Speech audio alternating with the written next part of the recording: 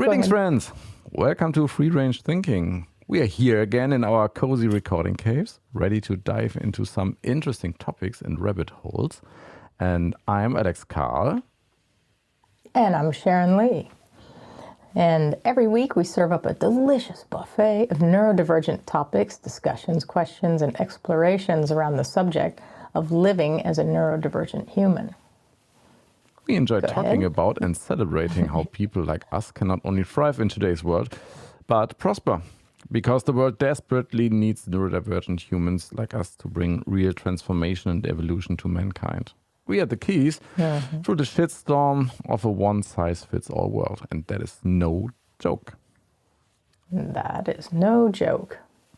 And before we started recording... It's funny, but it's no joke. It's funny, but it's no joke, that's right. It's funny. Very often it's funny. You have to be able to laugh at things, you know, otherwise you wouldn't make it through. Yeah. Laughing, being able to laugh about yourself and about crazy situations is like really a key. Before we started recording, we were talking about learning languages, and I was about to ask Sharon how she learned French, and then I said, no, let's start recording. And then you tell me how you started learning French as a neurodivergent. Well, my first brush with the French language, and I've always been taken with France and French, and so the first kind of exposure was French class, and in like 8th grade, I think I was 13 something, and failed the class. The teacher didn't know how to control the class. The class was incredibly unruly, and they just walked all over her. But so she wasn't strong enough to deal with that particular class, because there's kids are little assholes, little teenagers. They were horrible.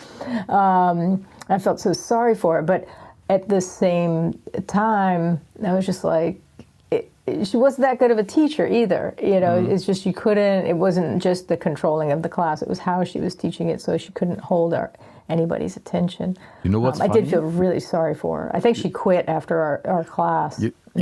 What's funny is my second French teacher, I mean the first one from, I guess, 6th or 7th grade, and then 2 years, he was great.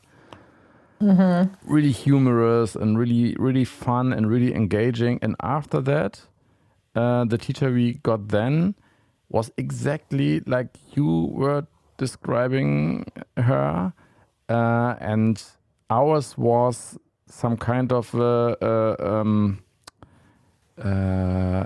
you can say teaching was just a hobby for her, because her family was really rich, and she didn't really need to work. So she just did it because of our kids are so nice and kids are so cute, and then they're she animals. Learned different. They're animals. They're just barely domesticated little beasts.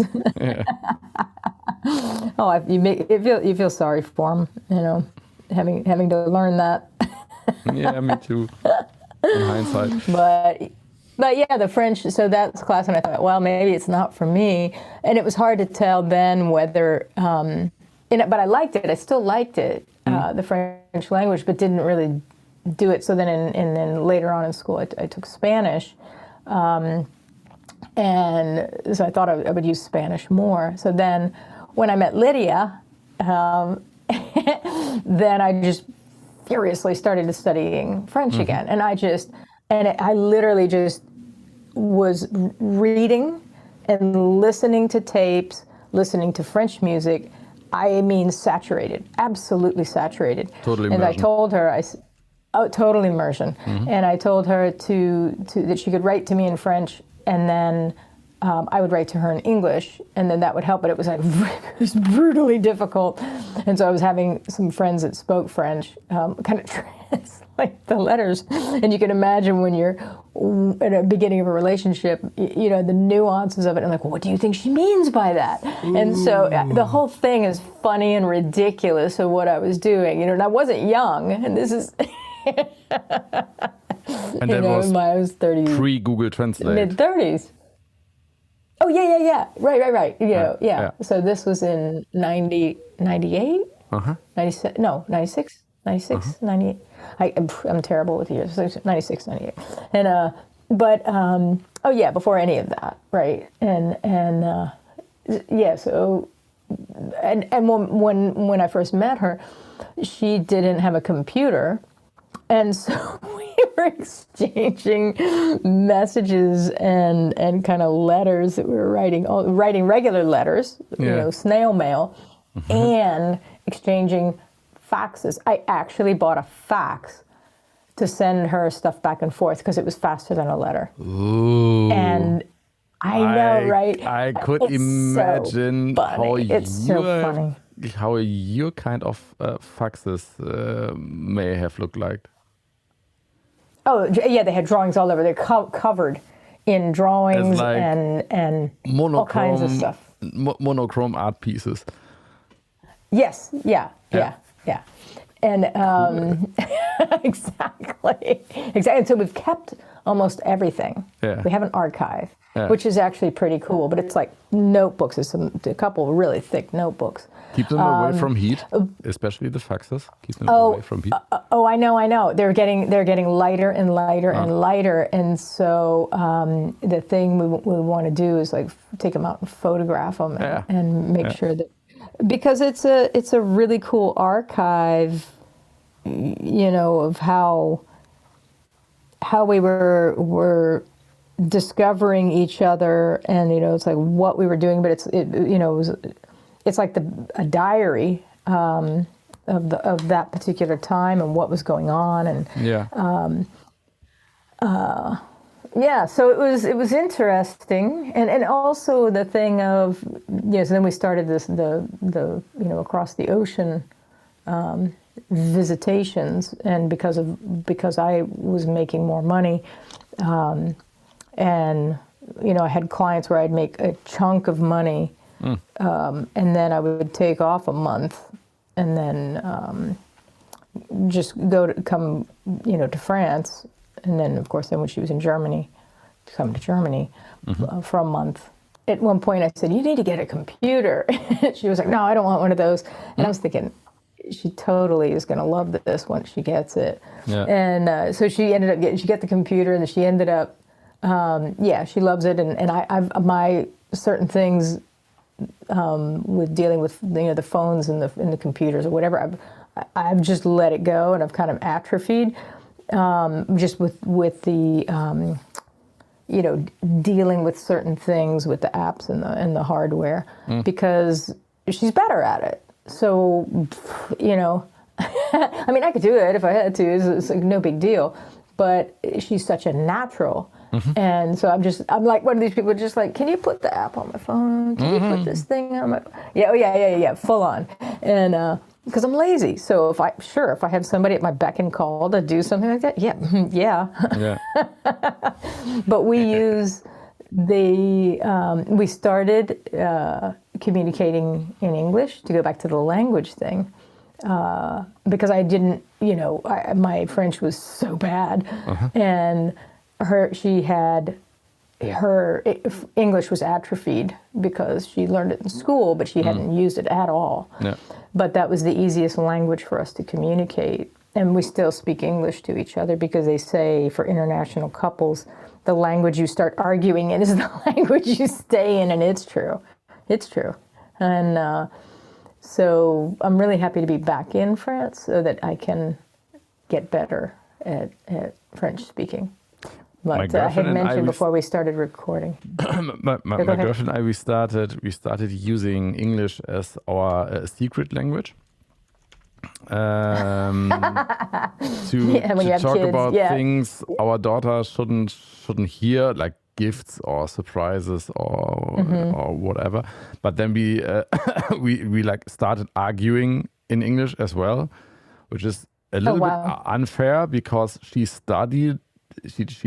did study English before she quit right before the master. Yeah, but it atrophied a little bit as well.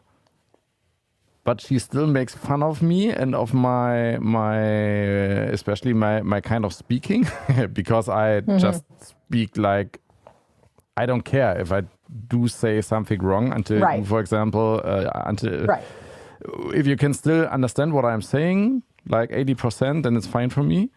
That's fine. But she is really like, no, you can't say that. You have to use the right time and you have to use this and that. And I make fun of her. Tell her I said, no, you don't. Yeah. Tell her I said, no, you don't. You have permission. Yeah. But it's really, it's almost funny if you start arguing in a language that's not your native language. That is really, that often ends in both of us laughing. Yeah.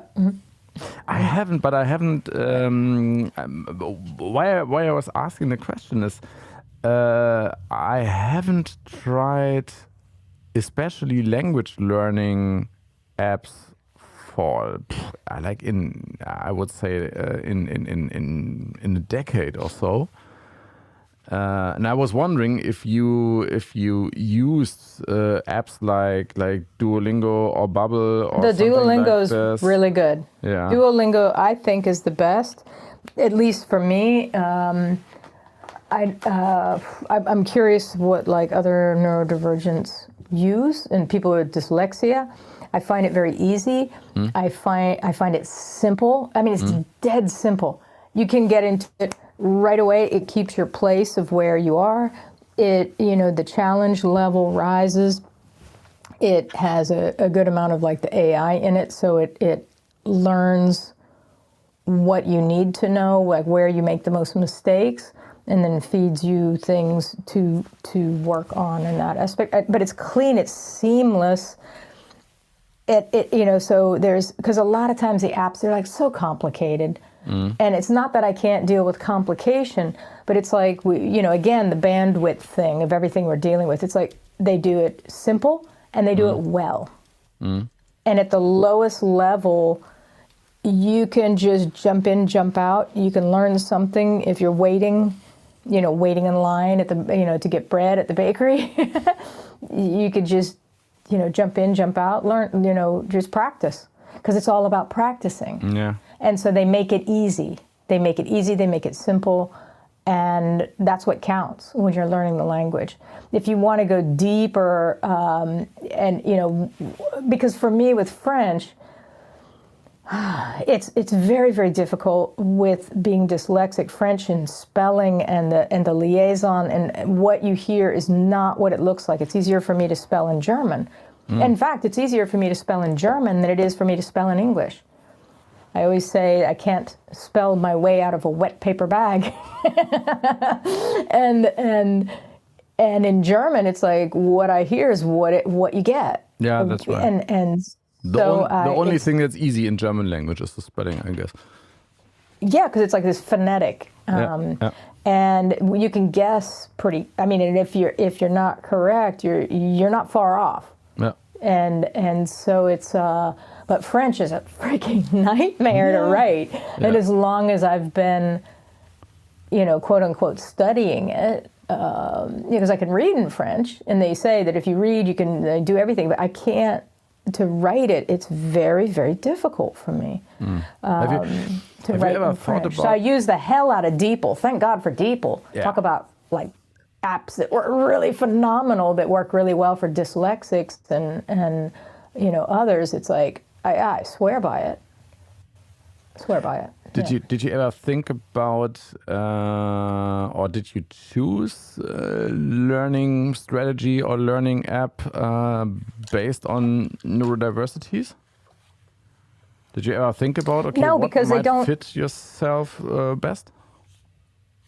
Well, yeah, I think about it all the time. In that, like, this doesn't work. How can I hack it? Which ones have? Because there's almost never. In fact, the DeepL and the DuoLingo are probably I would say almost the only things that I wouldn't change anything. And I mean, I never thought about it until just now when you asked me the question, because everything else, I've got a running list of what I would change on damn near every app I use. Almost every single one. And it's like, there's things that make it difficult, just simple stuff. And you're like what? And I'm like, so but for example, I would love to use Evernote. That is just impenetrable. It's so complex, it's so heavy. And I hear people who write, they swear by it in terms of archiving their notes and do this, and I cannot use it. Depends. Cannot use it. I was an Evernote user for like a pro user, paying user for 9 years or so, 9 or 10 years. I was all the time unsatisfied with it because it couldn't really do what I really wanted it to do. It was just an archive. But it's not really a thinking tool. It's just an archiving tool. And there are like several different approaches to personal knowledge management. You have the librarians. That's what Evernote is for. Then you have like gardeners, and the third one is. I forgot it because I'm more of the architectures.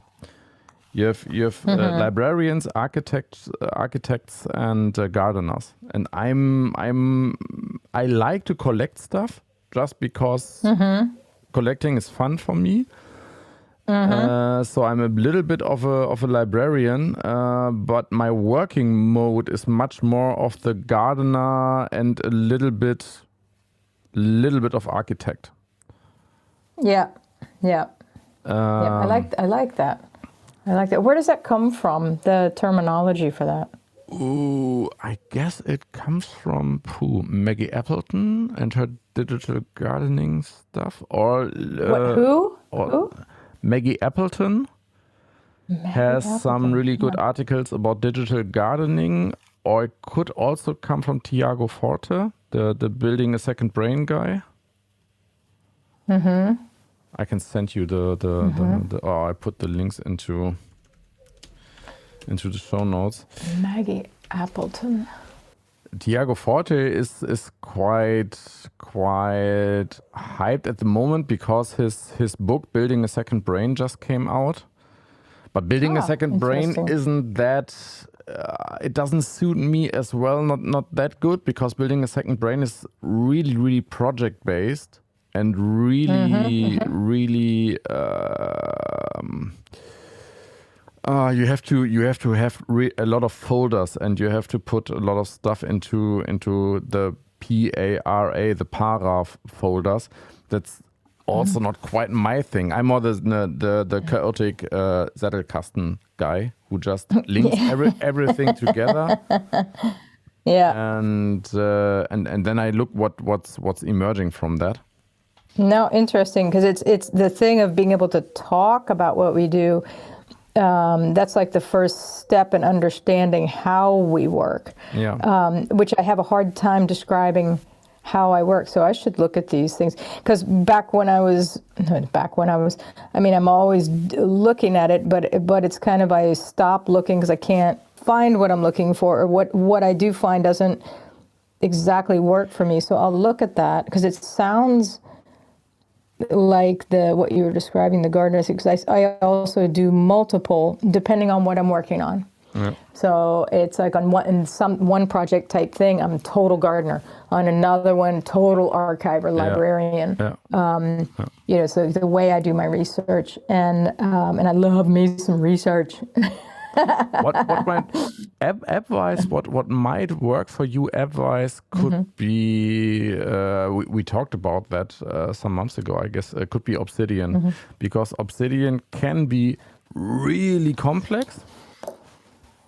Then it's probably not something that I would be into, because it's totally easy, because Obsidian just uses text files, and you just start putting links into it, and you can.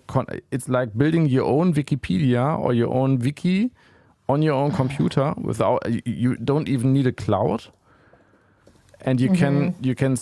You don't need folders. You can use them if you want to. If you're a folder person, then you can use folders. But if you say, no, I just want to throw all my thoughts and all my files into one folder, and then I start building up a network of links from them, then it can be totally under complex, and you can grow it.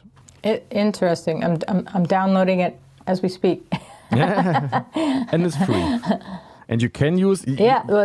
Free for personal use. Yeah. Yeah, and you can use use it in a cloud system like Google Drive or Dropbox or iCloud, so that you can use it on your smartphone, on your tablet, and you can have.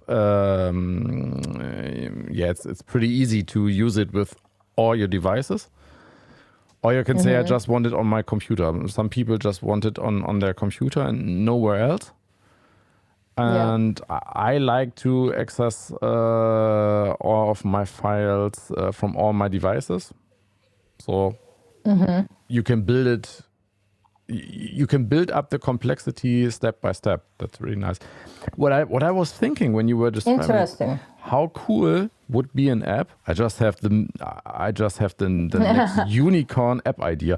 How cool would be an app that uses learning to find out what neurodiversity features you have.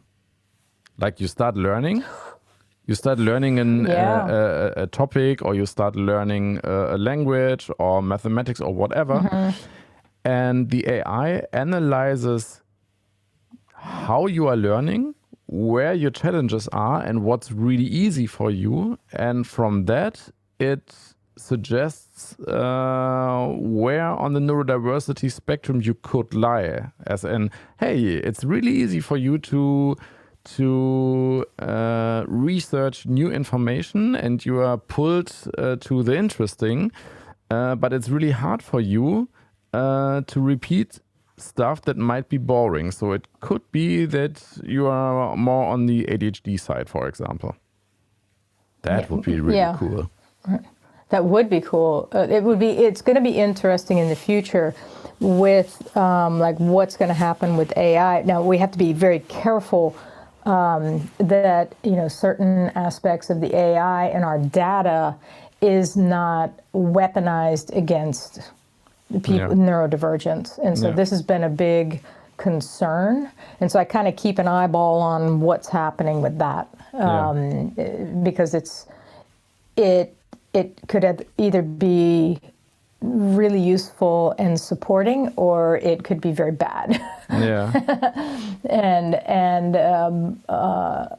It's like, for example, the personality tests that have been, they said, oh no, this will be great, and they make everybody take it, and then they say, oh yeah, but you're not of this type, so we're not going to promote you. I mean, they don't say it in those words, but that's how they use it. You're not the type we're looking for, this type of thing, and so they get very narrow.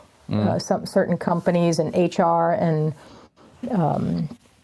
they're very selective, and then it becomes not saturated. What's the word I'm thinking exclusive, of? But it's really exclusive. Exclusive. Yeah, that's one word. But I was thinking of another one that not saturated. What's the word?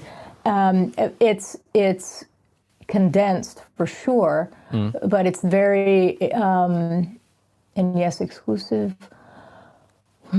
Anyway, I'll come back to it. But there's homogenized. It becomes very homogenized. Yeah.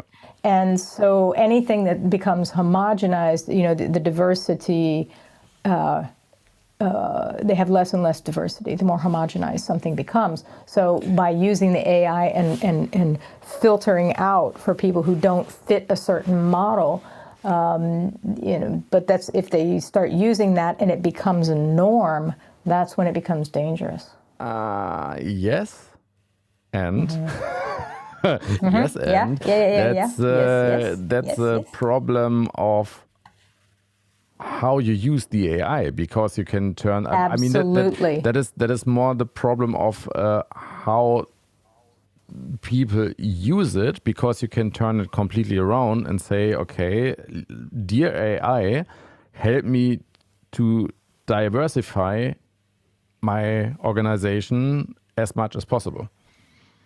Right. But in order to do that, you need the human input of the CEO. Again, it comes from the top.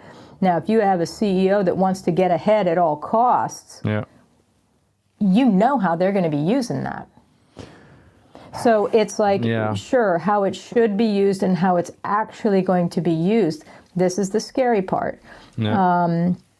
And they're, for example, they're going to be, weeding out all kinds of things that appears to them, or that they've made the decision, or that the AI recommends. Because, of course, what does AI do? Naturally, it weeds out the friction. Humans are chaotic. So if somebody sets the algorithm, and it's like whoever's programming, and if a CEO says, I want the most optimal thing that can possibly, so I want these types of people, whether they say it or not, if they're actively choosing that, to use these types of algorithms and AI, it's, because Saskia and I talk about this all the time, it's like it can be used as a gift, it can be a gift or a curse or a weapon or something marvelous, but who's using it, who's building it? And so if you only have white young men building these things, you're going to have a problem. Yeah. There's you have to have the diversity of people actually building these things and designing them in order for the whole of society to benefit from it. Otherwise, it's going to become more and more homogenized, more and more narrow.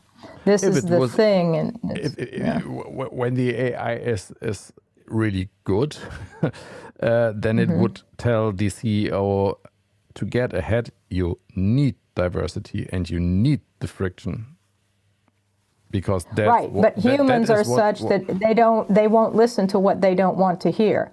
Now, you look at the people, and for example, there's a lot of people who hear, the information's out there. The information's out there. Yeah, the good thing about an AI why doesn't everybody do the right thing? Yeah, the good thing about an AI is, an AI never gets tired of telling somebody who doesn't want to hear it again and again and again what would be right. So that would be a good job for an AI, because... Well, what it would be a great job for is a programmer to stealth design it to do just that. Yeah. But again, it's like the AI is like, no, it's the designers that are doing it. They're the designers that are building these things. Yeah. So it's like, okay, you need a rebellious, diverse groups of designers to design us into the future in a, equal and not equal, but the equitable, fair. Influencing from the AI. This would be, but now saying that in a utopian manner, what do you think the chances are of that happening?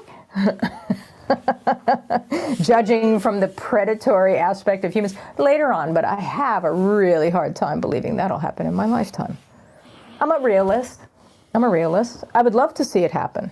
I do have faith in the younger generation because they are heart-based, I would say forward-thinking. They have a longer vision, multi-generational, not like my generation that is just so, their vision is so short. And, it's the me thing that came through, of course it started in the 40s and the 50s.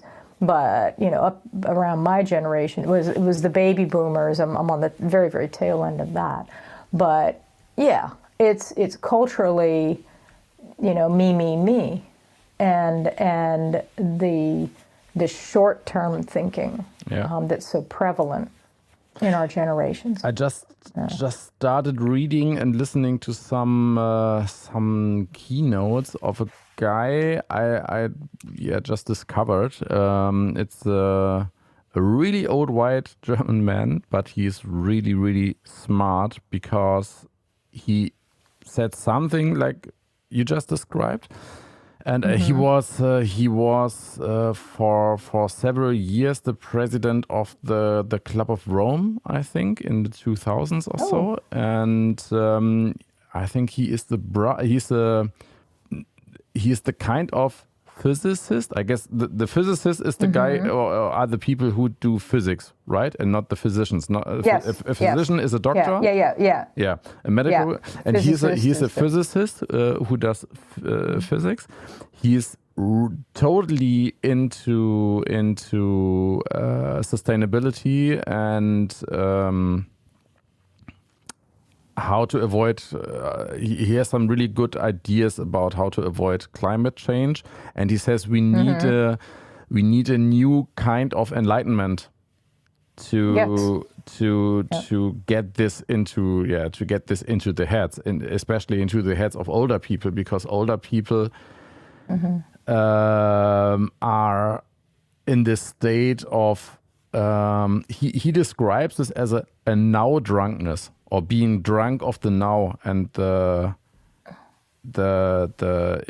intermediate gratification or the the immediate gratification. Yes, I agree. It's really. I just listened to it in German. He's called Ernst Ulrich von Weizsäcker. I guess he is the brother of one of the German presidents 10 or 15 years ago. And when he talks about stuff like diversity and as well as in humans as in nature and climate change and so on, it's like he's like name dropping all the time, but not in a bad way. He's like, 20 years ago I worked with those people, and 2 years ago I talked with Greta Thunberg, and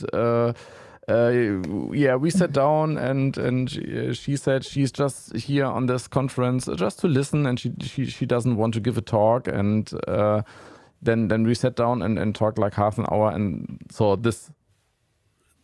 He's not showing off. He's like 80 years old or so, 82 years old. Right. He doesn't need to show off. He's just trying in his like his last years to still make a difference and to help. Yeah.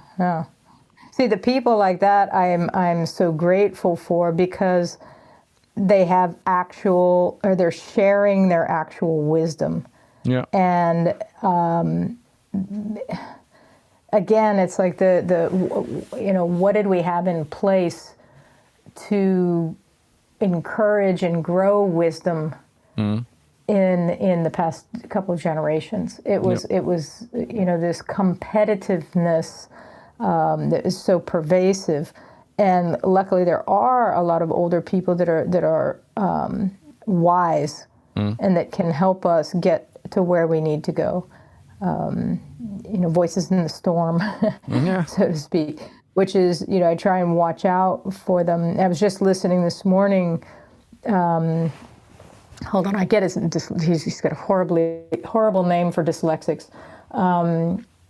He wrote *Sapiens*. Yuval Nahari. Yes. Thank you. And I totally mix his first name, last name. Yeah, I'm butchering it. Yeah, Harari, and it's Yuval Noah Harari. I had a moment of clarity to be able to be able to get that out. And so I'm very much on the same page as him, because when he's talking, I can hear him. He's like always on the verge of a giggle. And it can be very disheartening for some people. And some people say that to me as well. They're like, wow, you're a real fatalist. And I'm like, no, I'm a realist. Yeah. and you know, he's kind of considers himself a Buddhist, and it's like, I think, you know, it is over the number of years I was thinking maybe I am too, but I don't agree with everything in the Buddhism, because of course it's like you work really hard and you come back in a male form as if female form is less than. It's like, no, bullshit. I call bullshit on that. You know, a lot of this stuff, but you know, don't buy into everything. You know? And again, who's recording it? Who's the librarian of the knowledge, right? And so, but the thing of we are nothing. Oh, I totally. That's how I'm hardwired. That's how I see everything, and so I can't a lot of times speak about my real view or take on things, because it tends to scare people. Because they want their lives to be important. And I understand that. They want to make a difference. But this hustle of like, I want to make a difference. It's like, why is it not okay just to be one of the pebbles that make that cause a ripple effect? 3 generations later. You know, so if we live with intent and there's a quiet forward movement, but I see a lot of people that they're just so eager and hungry to make their mark and make a difference, and I'm like, but why? You know, and it's the same thing. I can't help but laugh about it. I was one of those. But I mean, you know, we kind of are when we're younger, but it's like sort of, I watch people like wear themselves out, you know, and they're not happy, but it's like, then it's like, well, you know, well, tell me how to, you know, I'm like, well, I can't really, you know, I can't, what am I going to say? What am I going to, because I see the long game. That's how I think. That's how I see it. Everything runs through that filter of multi-generational in the distance. And it's like right now, it's you know, you do what you can with what you've got. It doesn't mean just sit back and be passive about things. Like, it's, if somebody's in my orbit and they're saying like, you know, racist, misogynistic shit, I'm not going to sit back and be passive. You know, I'm just like, you know, no, I call bullshit, and that's it's, you know, you're making it dangerous for other people, yada yada. But there's only so much. Like, I'm not gonna. That's what I do. Like that. I'm not the kind of person. I don't have the, I guess, the energy. I don't know, to write articles and things about that. That's not where my energy is invested. Let's say, if something happens in front of me, I'll deal with it. But the thing of just what I am. I wrote something the other day about the. Hold on, let me pull this up, because this is interesting. Somebody wrote something about posting every day for like 3 years. And so I made a comment, and it started off being a short comment. It ended up being a really long comment on this person's post. And then after I posted it, my comment on theirs, I thought, maybe I should have written a post about that instead of using it on somebody else's. But it's like, basically, you're posting every day, and I wrote, eek. I was like, that makes me want to take a nap just thinking about rigid schedules. And so, but then it makes you think, what are we consistent about? And so I wrote my list, and I said, what I am consistent about is planting and nurturing my quote unquote seeds. For example, these are different seeds that I do plant and nurture. And it's like booking at least 6 non-agenda, non-sales targeted, curiosity-driven conversations a month with people I find interesting. But I don't have an agenda. It's booking 2 interviews a month with people who I find interesting, and I ask them questions that overlap with whatever I'm studying, researching, or interested in at the moment. Power napping, Olympic level. I continually replant those seeds, and I mean consistently. So all of this stuff, it's very consistent. Eating as clean as possible for high brain function because hello neurodivergence, and it helps. It's not every day. It's not, it's not, but it's something every day. It sounds to me that is like you have a list, or you have a cupboard full of 5-10 things you want to do consistently, and you pick out one or two for every day. So you are doing something. No, that's not how it works for me. Okay. It's just stuff I don't go, well, today I'm going to do this. I just, it's like subconscious. because they talk about self-discipline.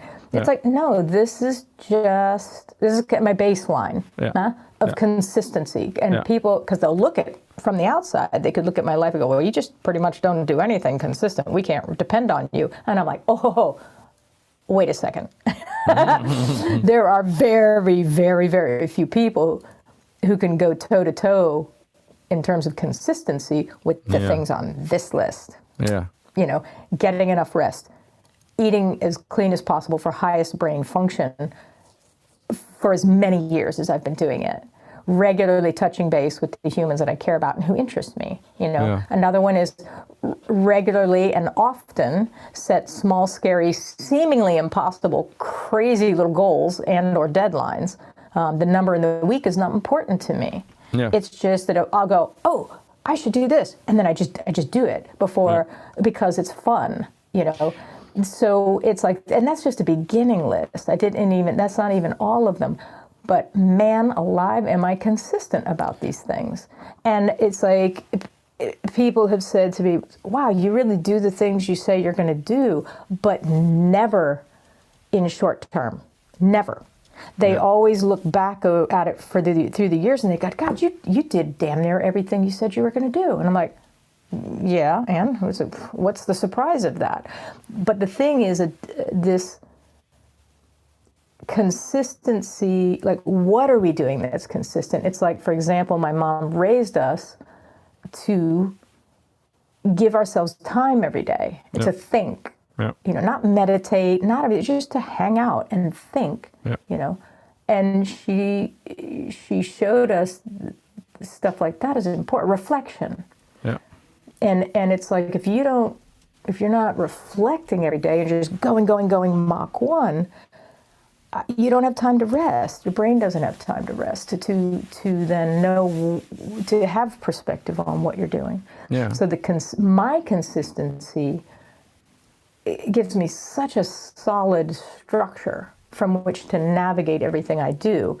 But it's not like I answer, 15 emails a day, every day for the last 6 years. It's like, no, I'm not that kind of consistent. That's just number porn. I mean, I number porn. I like it. I love it. Number porn. I just thought about this, and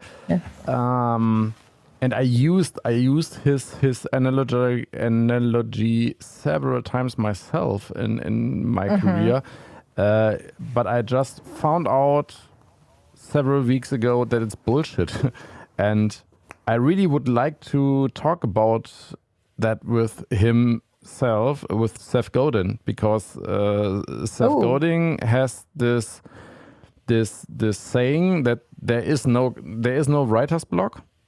Do you know his argument? Yeah. That he says there is no writer's block because there's also no plumber's block. No plumber comes to your house and says, "Oh no, I don't feel like fixing your toilet today. I have plumber's block." Yeah. But that's not true. Which is different than plumber's crack. That's something different, yeah. That's we also say that's a bike stand. Yes. Can I put my bike there? Because there is such a thing. Some days, there are days where a plumber or a rooftop guy, how are the guys a roofer, called? Yeah, a roofer. Because I heard about a friend of mine. His friend is a roofer, and he's going through a really tough divorce situation right now. And he told me things when this guy went up on a roof, not only for his own safety, he shouldn't have done this, but also for the client, because it's pretty obvious that some things could be horribly wrong up there. And maybe a year later, this roof is like leaking or could get broken or whatever. So there is a thing like plumber's block or like carpenter's block. And some days it doesn't matter if it's a plumber or it's a heart surgeon. Those people should say, today is not a good day for me to work. And that's for writers as well. But that is not encouraged in our society, because coming out of the Industrial Revolution, it's like everybody had to be in the factory. Things had to keep churning. Yes, products had to keep being made. And now the economies are built on this never-ending churn of buying shit. And we have a word for that in German. So who's going to produce it? And it's still... We have a word for this in German for products that come out of this shitty situation. That's called Montagsmodell. It's a Monday model. If you have a car, you get a new car, and you get a ticket of 10 for the workshop, because you are in the workshop like every month. Because every day something gets broken on your new car, then in German we would say you have a Montagsmodell. It was built on a like it was built on a Monday. Gotcha. Everybody was tired. Nobody had the spirit to work. Oh. So you got a shitty car. It's a Monday model. Oh, I love that. Yeah, it's in fact Lydia's motorbike, our BMW, the GS.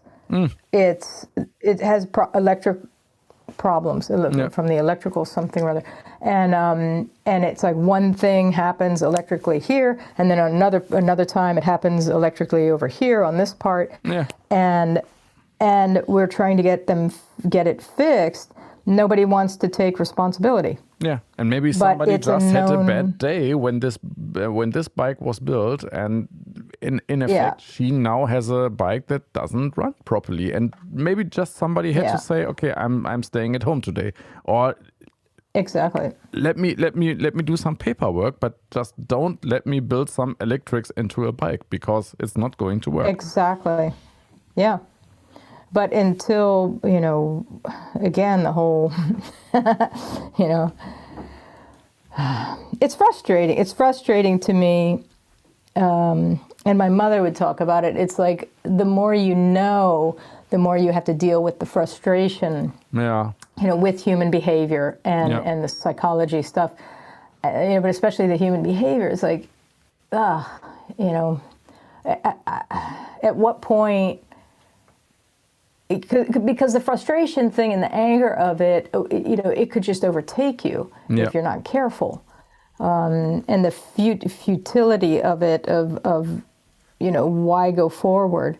So I choose to find the humor in things, because otherwise you would just sit down, you just sit down on a rock and either cry or you just give up.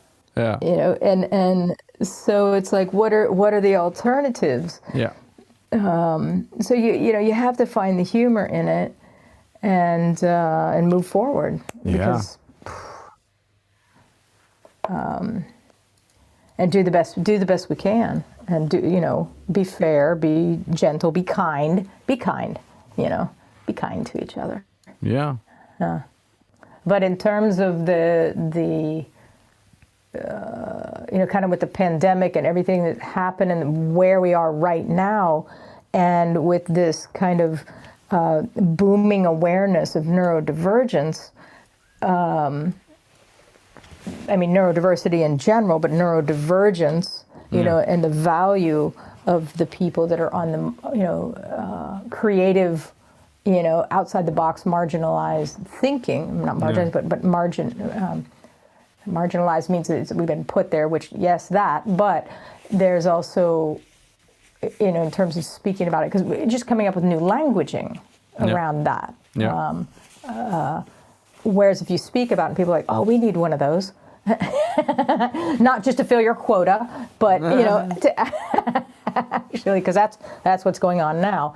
And it's pretty shitty. But to actually, to value it away and show people, that's where the numbers porno comes in. Yeah. And there's a lot of people working on that, is to show businesses and show the CEOs that, no, actually having neurodivergence in the mix of your company, you can get farther, faster, quicker. Which again, it's like then I feel like we're being used to perpetuate this shitty model. I think yes, that's but the problem. How do you get them to understand it? How do you get them to understand it? I think the only way to get them to understand is that more and more neurodivergents start building companies that are so successful. Old type of CEOs see some kind of danger or see how they could be more successful in another way. Because I mean, as long as only those their income people has to be threatened, and it's like, it's shitty when you have to, show people that all their pie, they want all the pie, so that their pie is being threatened in order for them to change. Yes, and because so they're not going to change out of kindness or generosity. Yeah. That's not going to happen. So it's like my generation and the ones before me, and they said, we're going to have to wait till we die out, because it's not going to change with us. It's got to come in on the shoulders of the younger generation. But it's like, how can we? This is what I think about. How can we, and especially as neurodivergents, who understand this, like the guy that you were telling me about, I don't know if he's neurodivergent, the writer, the German guy, the wise guy who's 80, it's like the best we can do is grease the wheels or grease the tracks to get the, the vessel of the new systems where they need to be. It's kind of the best we can do, and just to be able to, for example, the young couple that was here last week, and it's so exciting. Oh my God, they're like 26 and 27. They're so smart. They're so heart-based,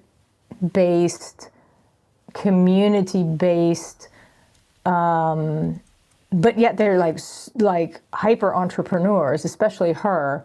And I mean, I was helping them figure out how to harness her kind of like a lead, the lead sled dog.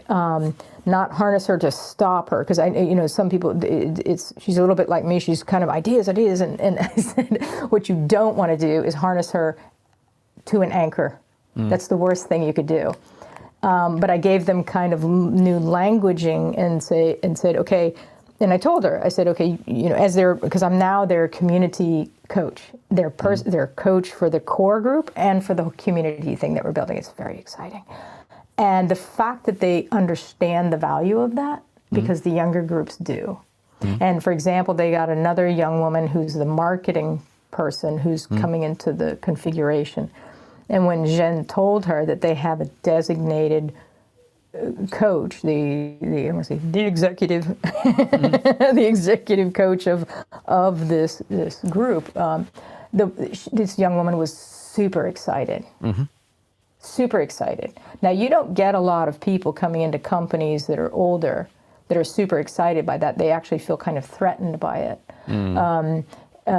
The majority, okay, I'm not saying there's a lot of them out there that are really cool and that would be excited about that, but the younger generation, man, they're like so ready for it. They're so ready for it, and they understand this shit. They understand how it needs to be that way, and they understand it's like, oh my God, with that in place, we could, we could save the world, and and it's really, really cool to experience that and to work with younger people who are very driven, and yet ready to go slow. Yeah. You know, they're not, this particular group is there, they are, and it's the core, they're not, on one hand, they're kind of like, you know, they see the competition, they feel it, that what's been driven by Silicon Valley, but they're also open enough to look at what they're doing. Because when I ran them through a bunch of exercises, they came to the conclusion themselves. I didn't sit down and lecture them. No, I just go, hey, okay. I ran them through a bunch of stuff, and then they come out of it going, okay. But they're like, whew, they're fast. They're fast. But it's also because they're young and they don't have a lot of baggage. And it's like, okay, this is really fun. It's super fun. And there's different levels of kind of neurodivergence in there and within the group. And but the allowance for the differences is so refreshing to see. So refreshing. And it really gives me hope for what's coming and what the world needs. And they're ready. The younger generation is ready. We just have to gently support and assist them and guide them as best we can. Because they're, you know, again, how to harness the crazy creativity and energy that they have, and the visions that they have, to help them pull the whole machine instead of anchor it and tie them down like has been in the old models. Yeah. And I do wonder, it's like, because I try and picture myself like, what would it have been like for me at 26 to be in the situation that they're in now? Yeah. With somebody like me helping them do this thing and be surrounded by other people that are talking like this. And I was just like, oh, that would have been heaven. It would have been heaven. I don't look back and go, oh, if only I had that. You know, I'm not doing that. But it's like, wow. You know, that would have been really. But it wasn't. Even if I had a pocket. I mean, and that was with my mother, I guess you could say. The influence of my mother was like that. And her little orbit of brilliant friends and connections. But because society was so locked down and kind of, you know, homogeneously narrow in the structure, industrial structures, that even if I wanted to, I couldn't really do anything. That's one but thing. Now's the time. The von Weizsäcker guy said that, like, the whole economic sciences or the whole economic systems are based on pre-globalization principles. Absolutely. When the market and the borders of the country were the same. And since that is like vanished, those principles don't work anymore. And he has a really interesting thesis where he said the point where it broke was in 1990, because their communism was gone, and communism held capitalism in check, because capitalism or because the big companies needed their states they needed to work together with their own government and their own state, because there was always communism on the other side. And when communism was gone, he says that at this point the markets could run completely berserk. And they didn't have the motivation to rein in the market, because that was the time when the social democracies in Europe were still working. And then the British and the German started to water down social democratic systems and liberalize them.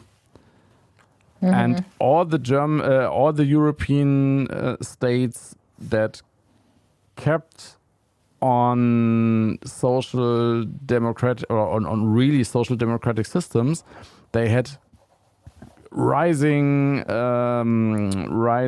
unemployment and like France. He said France was one of them. Italy, Spain, Greece. Greece was the one that was hit the worst. That was really in debt back then. It was. I mean, what they did to themselves was not comical, but I mean, seen through a lens multi generations later. People are like, well, why did they do that? It's like, that was stupid to do. But I mean, they could look and do that with every country, frankly. It is quite interesting because it makes so much sense. He breaks down like 30 years of the past history or 32 years of the past history. He breaks it down in 5 minutes. And I was like, fuck, he's right. he's really onto something there. Yeah. And with I'm gonna send you the. Sorry, before I forget, I'm actually writing a note here. The podcast, the Freakonomics podcast with the now I can't say his name again. Yuval Harari. Yeah. Noah Harari. And he's talking to the guy from Stephen something from Freakonomics. Yeah. And so I'm going to send it to you and you can put it in the show notes. Yeah. Because all of this stuff is connected and really, again, it makes people can make people feel like, ugh, what's the point? And I get it. But there's so much hope. There's so much hope right now. Yeah. And it's like we've never had less war and aggression and a number of different things. It's not perfect, but it's like, of course, the media makes us focus on all the negative shit. But there's so much good and positive stuff happening right now in the human race. And so we put that one in the show notes, and then the guy that you're talking about now. Yeah, as well. He has some. I think his books are in English as well, available. I have to look. And then the language apps that you're talking about, we can put those in there as well. Yeah. Yeah. Yeah. So. By the way, I haven't forgotten about the magazine that you said. Maybe we should put together a magazine. I think about it. But like, when? When would I? Too. When would I? Too. Yeah. So we hold it in our head, and we think about it. Yeah.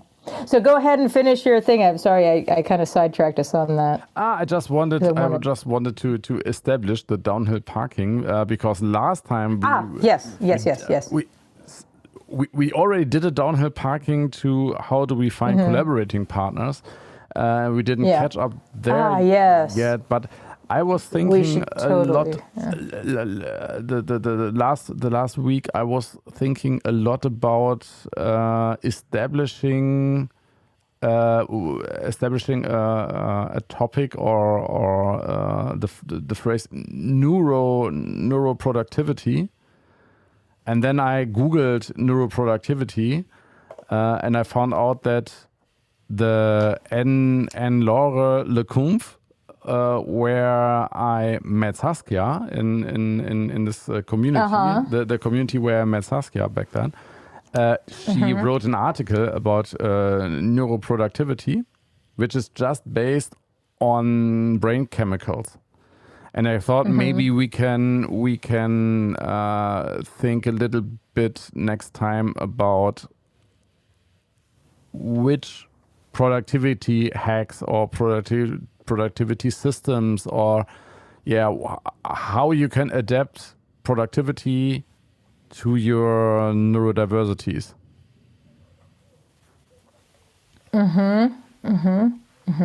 That's interesting. Okay, I'll look into that and see what we can, what I can bring to that discussion. I know I can, but I'm not worried about that.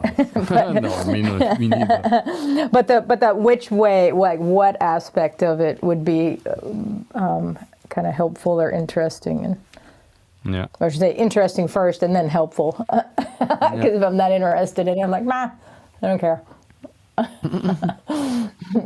I could be more helpful if I'm interested in something. Yeah, for sure.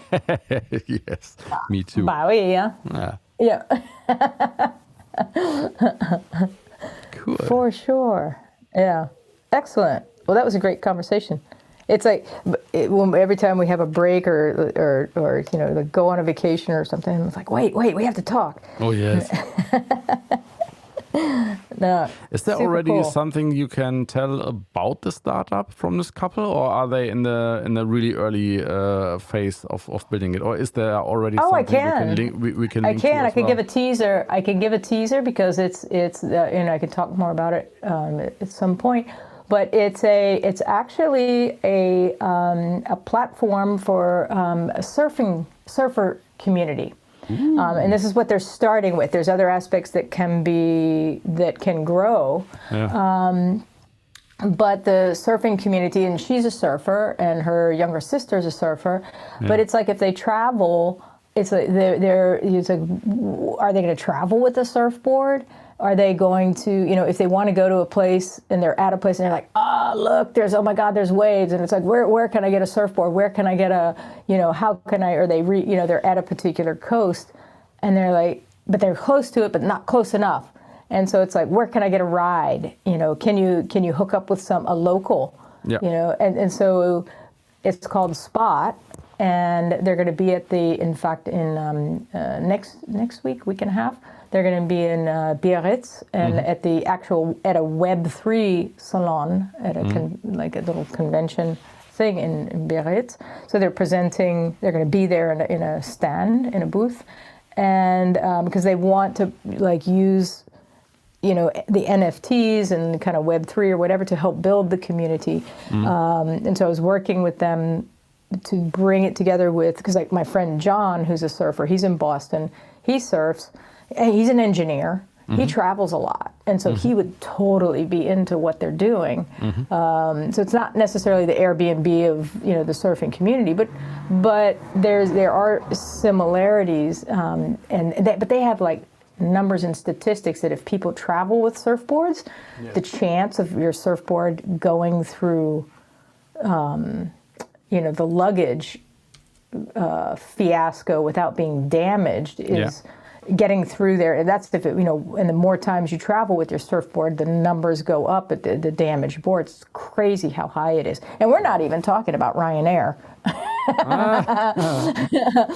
But they're, it's crazy. So it's actually more beneficial if you can United borrow Breaks or Guitars? rent a board. Do you remember the song United Breaks Guitars?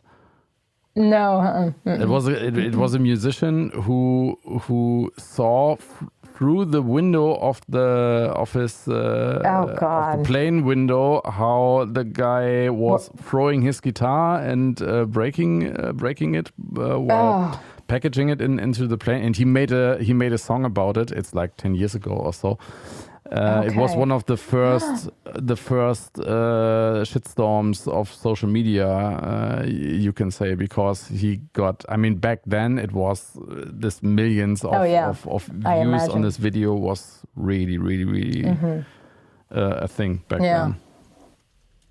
But so it's this kind of thing of bringing a community together, and then there can be like training.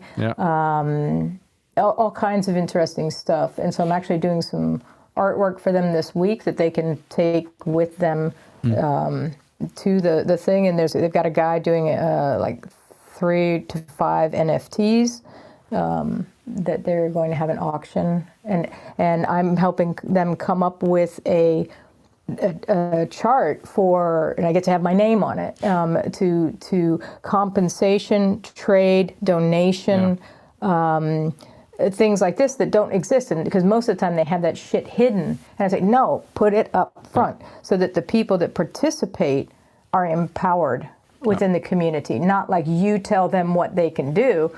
you let them choose what they want to do. Are they going to take a surfboard in there as well? Yes, yeah. They're going to take a surfboard, yeah. And so they're not going to travel with it. They're going to, I don't know, maybe they will because they're driving down. It might take hers. I'm guessing they're going to take hers. And so I worked with them on their where they're going to have a surfboard, whether they take one with them or whether they borrow one. Yeah. But they're going to have a surfboard there.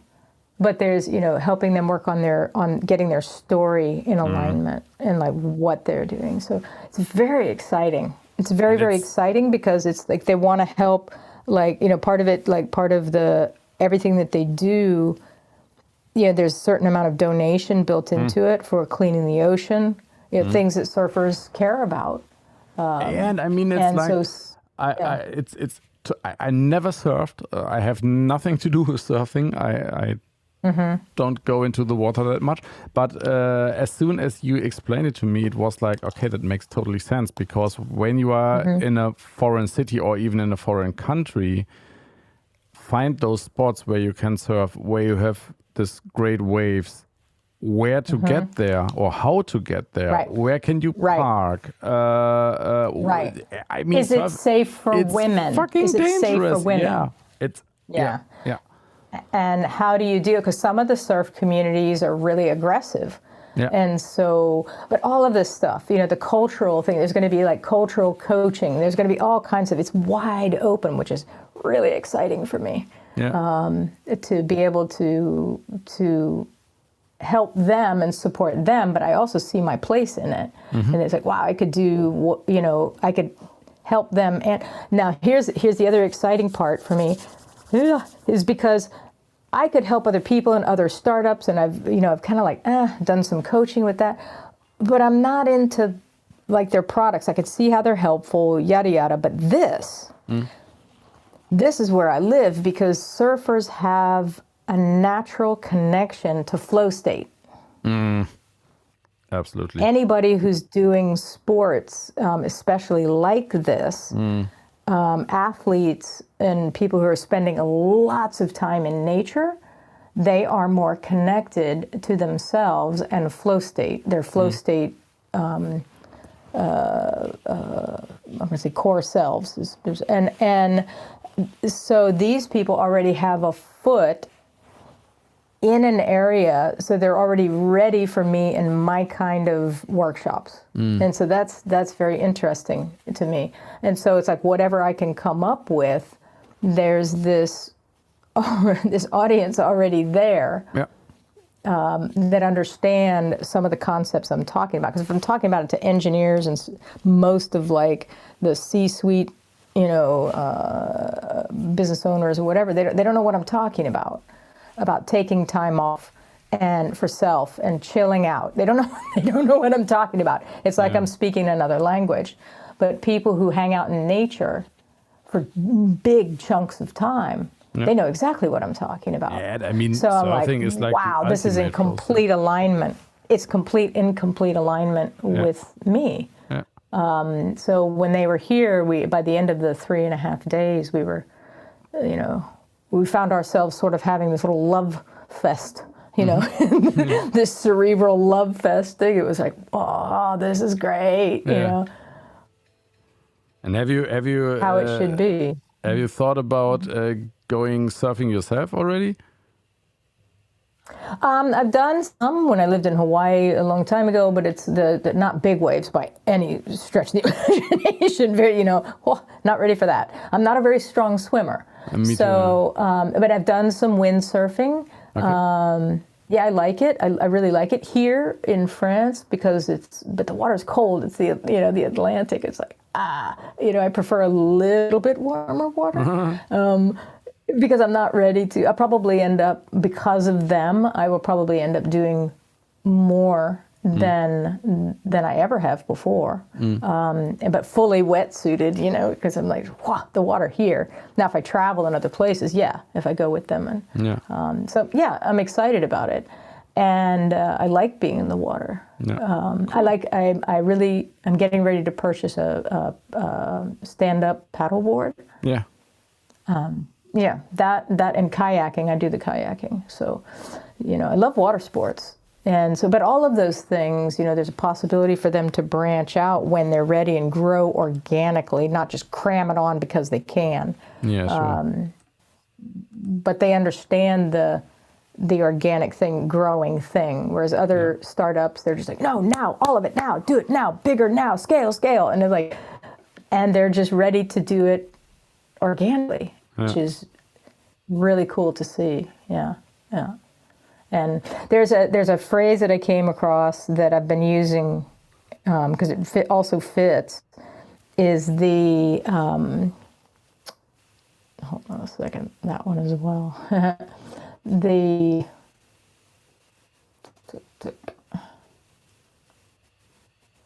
Where did I put it? It's like what I do is, helping people create a life that you don't need a vacation from. Yeah. And that to me is super important. Now, we're not always in the position of doing that economically or whatever. For example, single mothers and, single mothers of color in different, cultures, that's very, very difficult to navigate. But if I can help in that area, because they can always help, because the time element and the pressures on people. And I mean, there are still people in jobs who really need a vacation in terms of getting a rest or resting from their day job, because the day job is so hard that they really need to charge up their batteries again. It's funny because I talked to someone several days ago where I said I always choose my kind of vacation to be a lot, in a different way, a lot harder than my all-day life, and much more challenging. That's an interesting concept. Challenging than my normal life, to test out my boundaries, or to discover something, or to do something interesting, which is completely different to my all-day life. We talked about the concept of vacation, and vacation is a concept that comes from industrialization. I mean, even this is my point exactly. the 5 or the 6-day work week, where people get the Saturday off, is just the company owners realize when the workers get the Saturday off, then they have time to spend money for once, and they are much more productive as when we keep them working for 6 or 7 days. As well as the whole vacation thing. So to go on vacation for 3 weeks a year, then you come back much more productive. So it's not only it didn't evolve from being just nice, or to, hey, you have to see something different, or it was a little bit. You're adding to the economic models. Behind that, basically, the economic machine of buy more, do more, spend, because it's the whole, everything has to support that, the way that it's constructed. And everybody can't suddenly stop, because then it would tilt and get out of balance. So it's like, how do we slowly wean off of that? But and it's the thing of how to build it in, and I've seen it firsthand from what my mother did, and because she was working 2 to 3. Well, one principal job, but then she had a couple of things in doing illustration and photography, you name it, to fill in the gaps, and extra little jobs, always. And she had to hustle, and 2 kids, like no support, no support, and so how she did it and how she was able. Yeah, again though, she's white, and we didn't get any support, but it's what she still had more opportunities than other women come from other cultures. That's a fact. That's a fact. So I always have that in my head, and I'm always focused on, and I get to play with it with this group, with this startup is, and it's kind of my, I'm going to say my evil plan is to get other groups to do trade and part trade, part payment, maybe something like that. Yeah. So that people that don't have the money can still participate somehow. Yeah. And it just builds, and so that it's something that, and whatever you have and whatever you can come up with a creative idea, you can participate in that kind of community and kind of, let's say, a creative community economy. That's what they're trying to do with NFTs, but I think if we do it all at once and kind of establish this, still the NFT things is still buying. It's still on this buying model. Do you know what I mean? So it's still within that structure. If you have money, you can buy an NFT. Or if you make an NFT, but it's like, how do you educate people how to do that? So it's a little bit more democratic because a lot of NFT. Oh yes, it is. Because you can have the NFT lots of times. Right, but there's not everybody is geared to create them. Okay, not everybody's geared to create it. I know a lot of people who aren't that kind of creative to do an NFT. Yeah. So what do you do with these people, right? But they have skills that they can trade. I heard they have people that are not creative or artistic, but they're mad. They're good at organization, or they're good at a number of different things. I can't think off the top of my head. I heard an interesting things that are intangible, though. Yeah, I heard an interesting conversation some days ago about NFTs, where they say, okay, just think about a combination of NFT. A really, really big warehouse and wine, and you buy a really, really precious bottle of wine, but you buy the NFT, so you have the right to drink it if you want to, but until it is stored in perfect conditions in a warehouse, so you don't own, or you own the bottle, but you don't have it at home, so nothing can happen to this bottle. You buy the NFT, and then you can sell the NFT, and so the bottle to somebody else, and to somebody else, and to somebody else. It's trackable all the time. You are always assured that it's stored in the perfect condition, until somebody says, so okay, now let's crack this $150,000 bottle of wine open, and then you say, okay, I charge in my NFT, and now I get this specific bottle back, for example. That was one of the first really case, kind of metaphorical explanation. Use case where NFT was connected to, where the digital world of NFTs was connected to really practical, real world use. I agree with you. However, in that configuration that you just described, what is the buying power of people who are marginalized? Nobody can play unless you can create it, unless you're making the wine. Do you understand? And what is the probability that somebody in a marginalized position or community can do that? So what I'm concentrated on is empowering the people in the marginalized communities, whether by race, gender, neurodivergence. Man alive, I'm an advocate for that. Evangelist, is that the should I? Because I've heard the word evangelist, but I'm like, I don't know about that. But I'm active. It's not just blah, blah, blah talk. I'm just actively doing it, like coming up with this chart for these people that can then other communities and DAO communities can use it and have it be completely transparent, and people can trade skills that are intangible.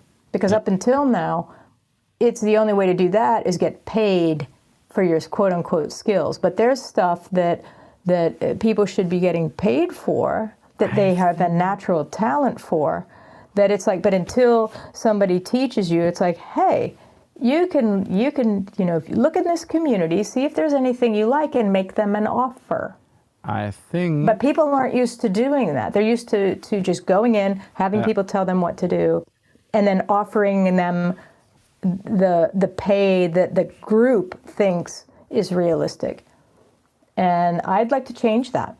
I think you are perfect for that because you connect so many different dots. I mean, the first thing that that came to my mind was, you are an artist. You know how hard it is to get your art to somebody, for example, who might buy it, but not everybody who wants to buy art wants to have it in her or his house, for example. So combining real art in the real world with NFTs and, for example, the storage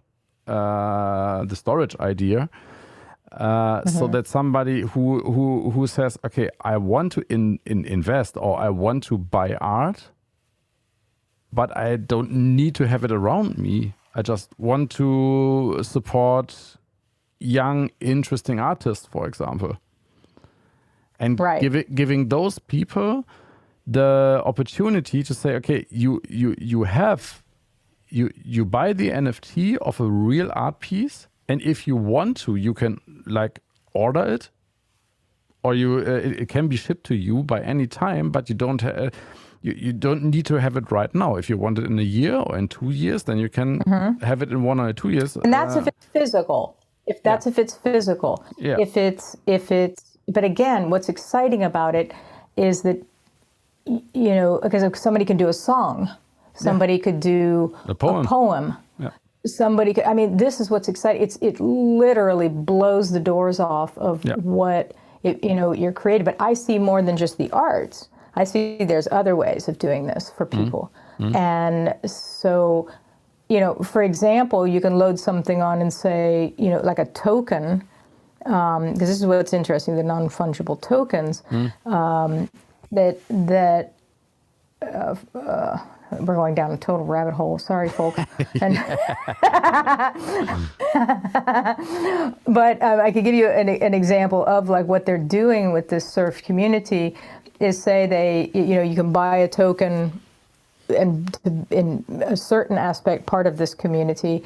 If you're interested, you could buy a token for surf lessons, let's say. Yeah. And so you can go, that gives you access to things. So you can sell access to things. Yeah, or now, the spot. You buy the access for the spot to surf for like 2 hours with one guide.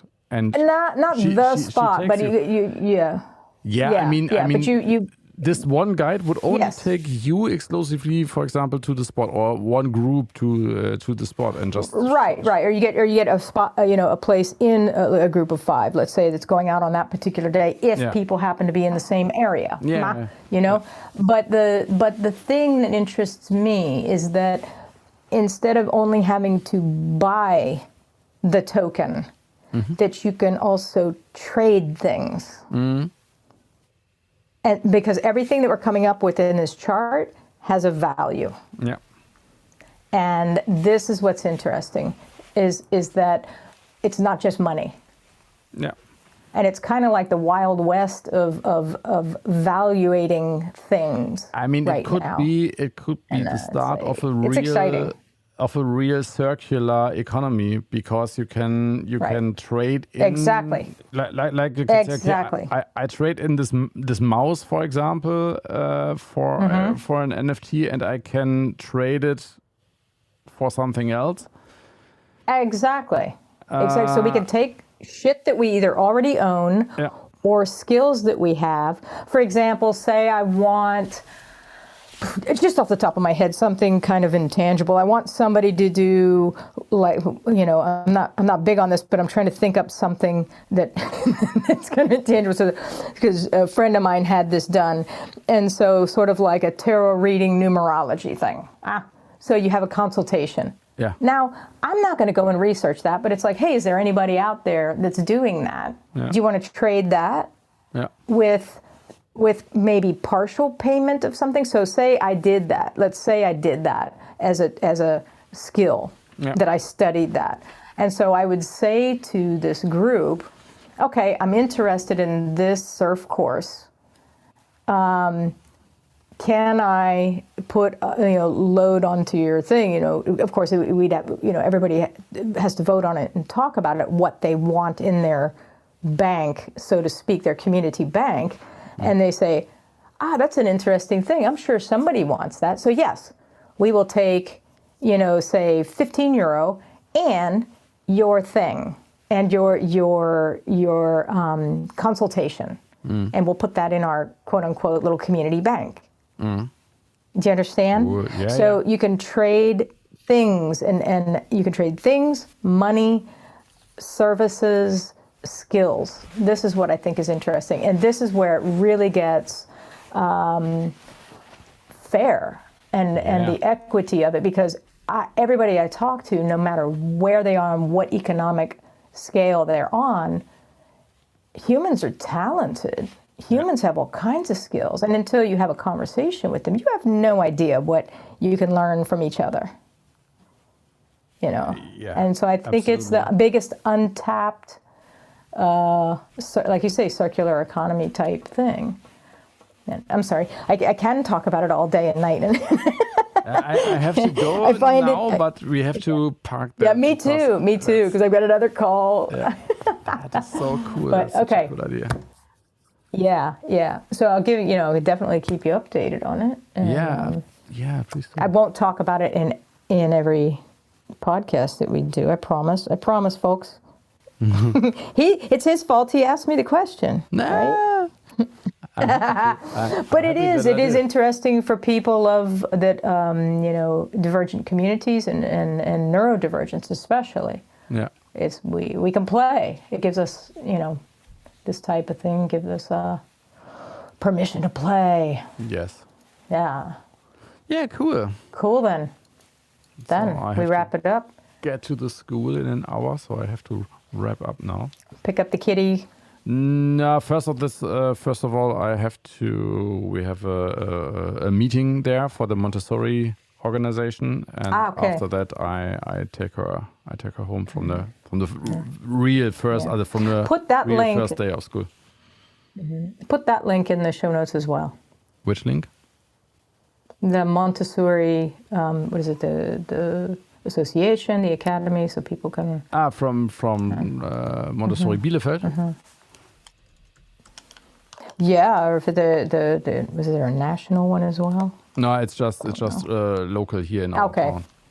Okay. Yeah. No. Then you send me that link, and then I can give it to Roxana. Yeah. Right. Mm-hmm. Okay. Cool. Yay. So and until I'll see you next week. Yeah. Yes. Bye, everyone. Bye. Bye.